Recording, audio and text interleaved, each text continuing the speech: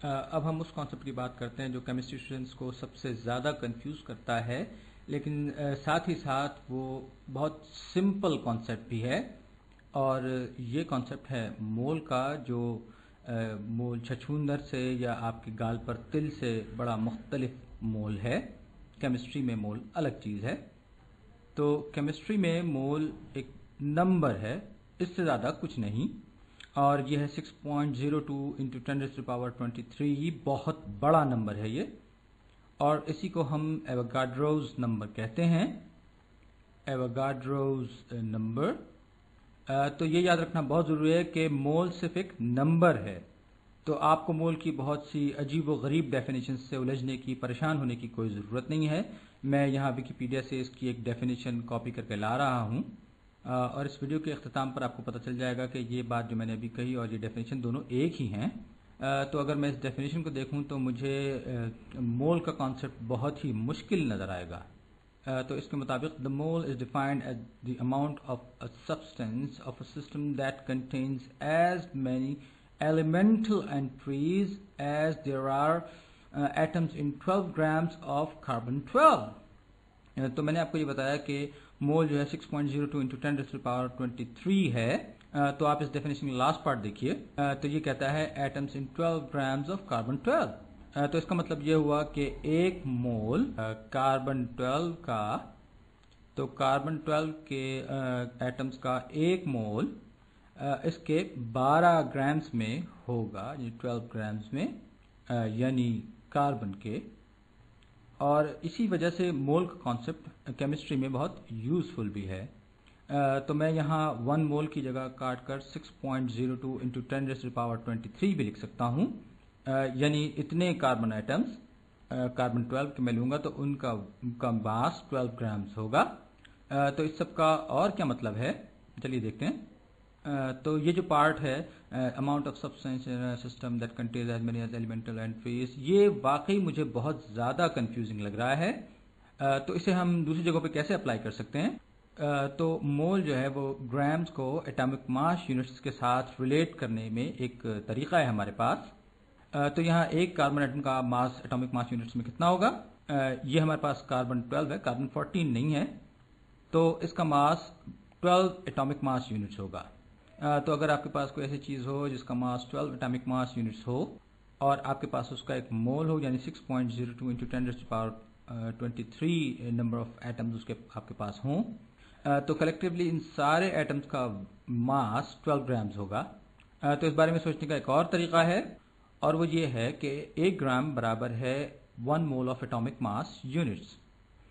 कुछ इस तरह से, या फिर हम ये भी कह सकते हैं कि 1 ग्राम बराबर है 6.02 इंटू 10⁻23 एटॉमिक मास यूनिट्स। तो ये इतना इम्पोर्टेंट क्यों है, इसका जवाब हमें इस विकिपीडिया की डेफिनेशन से भी मिल रहा है। क्योंकि इससे हमें एटॉमिक वर्ल्ड को रिलेट करने में मदद मिलती है, इस वाली क्वांटिटी को जो मैंने एटॉमिक मास यूनिट्स में यहाँ लिखी है, और ये रिलेट करता है रियल वर्ल्ड के, यानी कि ग्राम्स के साथ रिलेट करने में। और आप देख सकते हैं कि ग्राम बजाते खुद मास का बहुत छोटा यूनिट है। ये बजाते खुद 1 किलोग्राम का 1000वां हिस्सा है, जबकि 1 किलोग्राम में तकरीबन 2 पाउंड होते हैं। इसका मतलब ये होगा 1 ग्राम जो है 1 पाउंड का 500वां हिस्सा होगा। यानी हमारे हिसाब से इतनी छोटी सी मास में इतने ज़्यादा एटम्स होंगे। जैसे यहाँ सिर्फ 12 ग्राम कार्बन में आपको इतने ज़्यादा एटम्स मिलेंगे कार्बन के। तो ये एवोगाड्रोज नंबर इतना बड़ा है कि इसको विजुअलाइज करना भी हमारे लिए बहुत मुश्किल है। जैसे मिसाल के तौर पर यहाँ मैं बाल का डायमीटर लूँ, तो बाल का ये डायमीटर जो है इसमें 1 मिलियन यानी 10 लाख कार्बन एटम्स होंगे। या अगर आप मसलन कोई सेब एप्पल ले लें और उस सेब में से आप सिर्फ इतना फ्रैक्शन ले लें जो सिर्फ 1 एटॉमिक मास यूनिट के बराबर हो, तो क्या होगा?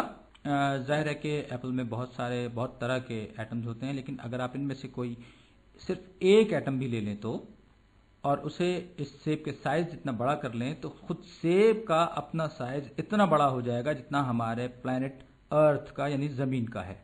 तो कहने का मतलब यह था कि इस तरह की बड़े फिगर्स को प्रोसेस करना खुद हमारे लिए भी बहुत मुश्किल है। तो अब हम हाइड्रोजन एटम के 1 ग्राम्स की मिसाल लेते हैं, हाइड्रोजन एटम्स का सिर्फ 1 ग्राम। तो इसका मतलब ये होगा कि मेरे पास हाइड्रोजन का 1 मोल है। लेकिन ये सब कुछ हमें किस तरह से पता चला? क्योंकि हाइड्रोजन का एटॉमिक मास नंबर 1 यानी 1 है। तो इन जनरल अगर आप कोई सा भी एलिमेंट ले लेते हैं, जैसे मसलन मैंने यहाँ से एल्यूमिनियम लिया, तो एल्यूमिनियम के 1 मोल का मास कितना होगा? यानी अगर मैं एल्यूमिनियम के 6.02 इंटू 10⁻23 एटम्स लूँ तो उनका मास कितना होगा? तो इनमें से हर एक का एटॉमिक मास नंबर 13 है, 13। तो ये होगा 13 AMUs, 13 AMU times 6.02 into 10⁻23। Sorry, आपको कंफ्यूज करते करते मैं खुद भी कंफ्यूज हो गया, इसको मैं यहाँ से मिटा रहा हूँ। यहाँ मैंने गलती से इसका एटॉमिक नंबर ले लिया, मुझे एटॉमिक मास चाहिए था। सॉरी, ये मुझसे गलती हो गई। तो मैं इसका मास नंबर लूँगा जो इस केस में 27 है, यानी एल्यूमिनियम 27। तो अगर आपके पास इसका 1 मोल हो तो उसका मास 27 ग्राम्स होगा। तो जब आप मोल की बात करते हैं तो दरअसल वो उसके मास नंबर और उसके मास ग्राम्स में इनको बराह रास्त रिलेट करता है। अब मैं आयरन का 1 मोल ले रहा हूँ जो कि 56 है इसका एटॉमिक मास। आयरन के बहुत से आइसोटोप्स हैं, लेकिन मैं यहाँ सिर्फ आयरन 56 ले रहा हूँ। तो ये आया आयरन 56। तो अगर मेरे पास आयरन 56 का 1 मोल हो तो इस आयरन 56 का मास जो है वो होगा 56 ग्राम्स। और अगर आप इसी चीज़ को एटॉमिक मास यूनिट्स में कंसीव करने की कोशिश करें तो इसके हर एटम में 56 एटॉमिक मास यूनिट्स हैं। तो एटॉमिक मास यूनिट्स में ये होगा 56 into 6.02 into 10⁻23 atomic mass units. यानी अगर हम आयरन 56 के 56 ग्राम्स लें तो उनमें जो नंबर ऑफ एटम्स होंगे वो 6.02 इंटू 10⁻23 होंगे, या उनका वेट जो होगा, उनका मास जो होगा 56 ग्राम्स होगा।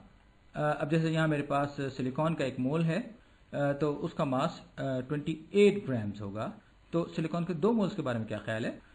सिलिकॉन के 2 मोल्स, इसका एटॉमिक मास 28 है, तो सिलिकॉन 28 के 2 मोल्स का मास कितना होगा? तो 1 मोल का मास तो 28 ग्राम्स हुआ, तो 2 मोल्स का मास हुआ 56 ग्राम्स। इसी तरह अगर मैं लिखूं ऑक्सीजन के 4 मोल्स, तो इसका मास नंबर 16 है। तो ऑक्सीजन एटम्स की इतनी बड़ी तादाद का एक्चुअल मास ग्राम्स में कितना होगा? तो जनाब ये होगा, भाई अब तो हमें पता चल चुका है कि अगर हम ऑक्सीजन 16 का 1 मोल लें तो उसका मास जो है वो 16 ग्राम्स होगा। तो 4 मोल्स की सूरत में ये हो जाएगा 64 ग्राम्स। बज़ाहिर ये कॉन्सेप्ट कंफ्यूजिंग लगता है, लेकिन ये इतना कंफ्यूजिंग है नहीं अगर आप इसको तवज्जो से समझ लें। बस इतना याद रखिए कि मोल एक नंबर है जो कि एटॉमिक मास यूनिट्स को ग्राम्स से रिलेट करता है। तो आप पीरियोडिक टेबल में किसी भी एलिमेंट का एटॉमिक मास देखकर बता सकते हैं कि उसके 1 मोल में कितने ग्राम्स होंगे। जैसे कार्बन 12 का 1 मोल 12 ग्राम के बराबर होगा, क्योंकि इसका एटॉमिक मास जो है वो 12 एटॉमिक मास यूनिट्स है। और यही मोल की सारी कहानी है। मोल सिर्फ एक नंबर है। तो अगर आप शुरू से ही मोल का कॉन्सेप्ट सही कर लें तो आगे चलकर आपको कन्फ्यूजन नहीं होगी, क्योंकि आगे चलकर जब आप एनर्जीज की बात करेंगे तो आपको किलो जूल्स पर मोल और इस तरह की दूसरी क्वांटिटीज से पाला पड़ेगा। तो कहने का मतलब ये है कि आप इसे जितनी अच्छी तरह समझ लें उतना ही आपके लिए बेहतर है। अब हम अगली वीडियो में मिलेंगे, तब तक के लिए खुदा हाफिज।